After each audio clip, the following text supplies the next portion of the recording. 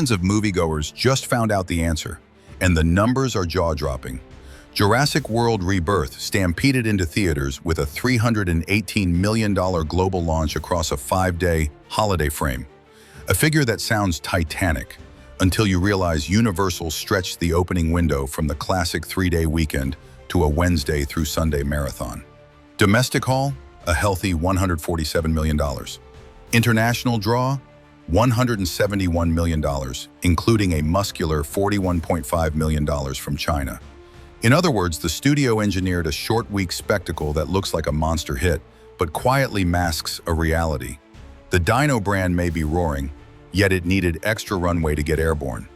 But that's not all, because buried inside the hype is a seismic shift in cast, tone, and marketing that could decide whether this franchise evolves or finally goes extinct. Universal roll dice Hollywood rarely touches. A mid-week soft start designed to front-load social media chatter, harvest Independence Day vacation crowds, and, most importantly, inflate headline grosses. On paper, $147 million domestic mirrors Jurassic World Dominion's $145 million opening. But that 2022 number landed in a classic Friday to Sunday sprint. Adjust for the extra 48 hours and Rebirth suddenly looks, well, merely solid. Analysts say the studio wanted to own the conversation, while rival tentpole F1 idled at $26 million. The strategy worked. Every trade outlet plastered the $318 million figure by sunrise. But skeptics note that padding the calendar can't hide audience fatigue forever. Still, Universal's gamble wasn't just about days on a calendar. It was about who shows up when the gates open. This is the first Jurassic movie without franchise mainstays Owen Grady and Claire Dearing. Instead, Scarlett Johansson headlines as Dr. Eliza Havel, a UN biotech negotiator. Mahershala Ali plays a rogue paleogeneticist chasing miracle cures. And Bridgerton standout Jonathan Bailey steals scenes as a thrill-seeking expedition financier. Studio polling revealed a dead-even split between men under 25 and women under 25, making Rebirth their first-choice ticket. A demographic coup Universal couldn't pull with legacy leads. Rumor has it Chris Pratt shot a cameo that was scrapped during reshoots. Executives feared half-measure nostalgia would muddy the reset. If that's true, the decision paid off. Fresh faces helped the film snag an 86% definitely recommend score among Gen Z preview groups. And the plot they're shepherding is shockingly intimate, until a lab-grown nightmare stomps into frame. Forget theme park sabotage and global locust plagues. Rebirth shrinks the canvas to a risky DNA harvesting mission aimed at turning dinosaur genomes into life-saving heart medicine. Havel's team targets 3 colossal herbivores in a storm-soaked Malaysian preserve. Think Mission Impossible with tranquilizer darts. Then the corporate backers unveil their insurance policy. Distortus Rex, a 26-foot hybrid spliced with eel DNA for night vision and a raptor's four-limb dexterity. The beast's snarling silhouette, thin snout, translucent teeth, has fans divided. Visionary evolution of the Indominus, or blatant toy aisle bait.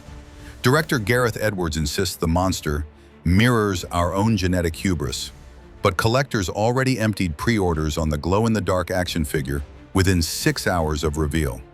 Listen to this. The Rex isn't the only returning legend. Behind the keyboard, a familiar name sharpened every line of code. Universal's secret weapon was uniting 1993 alum David Koepp, the writer who first translated Michael Crichton's chaos theory for popcorn audiences, with scale maestro Gareth Edwards. Edwards photographs humans as ants under thunderclouds, positioning the lens ankle-high whenever dinosaurs loom. Meanwhile, Koepp dials down exposition, letting tension percolate in jungle hush and rustling leaf litter. Critics are split, 51% on Rotten Tomatoes, a middling B cinema score. But most agree Rebirth feels bigger yet somehow simpler, grounding its CGI with real animatronics and massive Thai river sets flooded on location. If Dominion felt like a PlayStation cutscene, Rebirth looks like a National Geographic cover you can't crawl out of. And that realism pairs with something franchise fans haven't seen in years. A bona fide movie star in the driver. Scarlett Johansson traded Widow's stingers for flare guns, pocketing a reported $20 million salary plus back-end points, making her the highest-paid actor in series history. Yet Dr. Havel isn't a quippy superhero.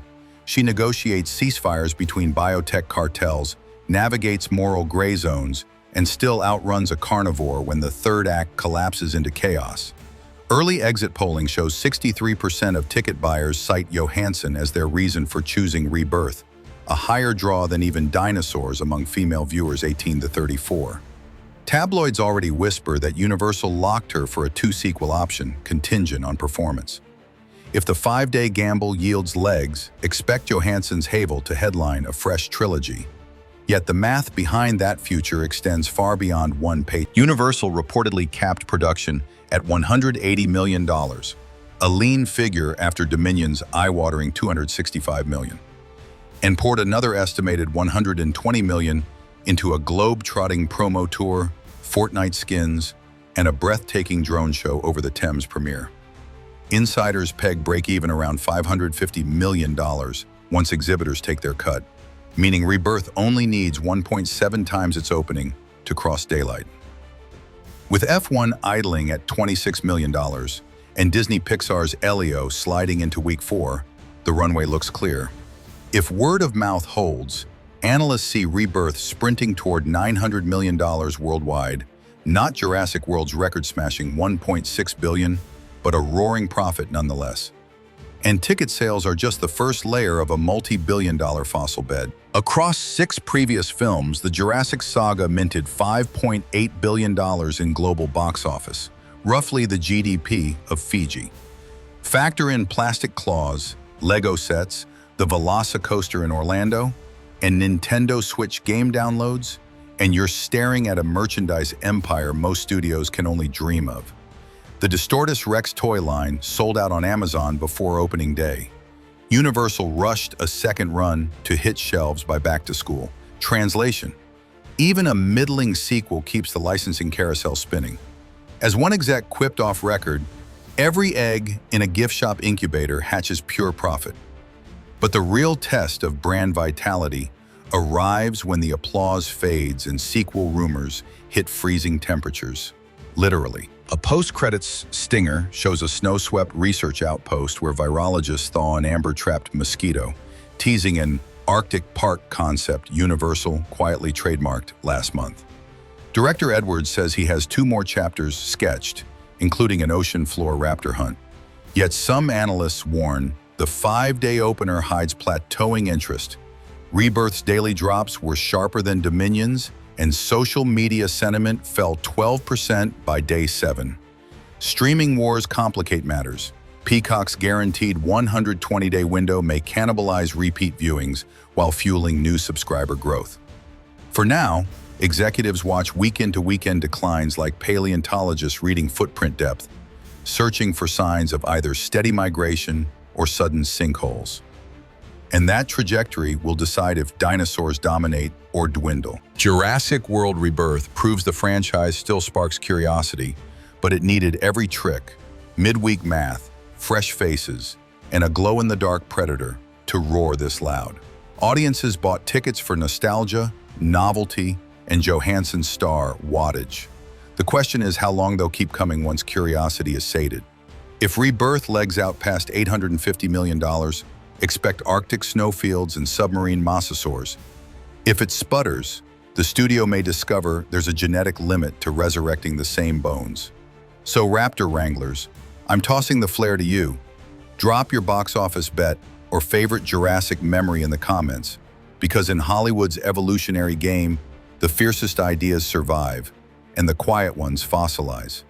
Just remember, numbers can be engineered, hype can be inflated, but the roar of a paying crowd never lies.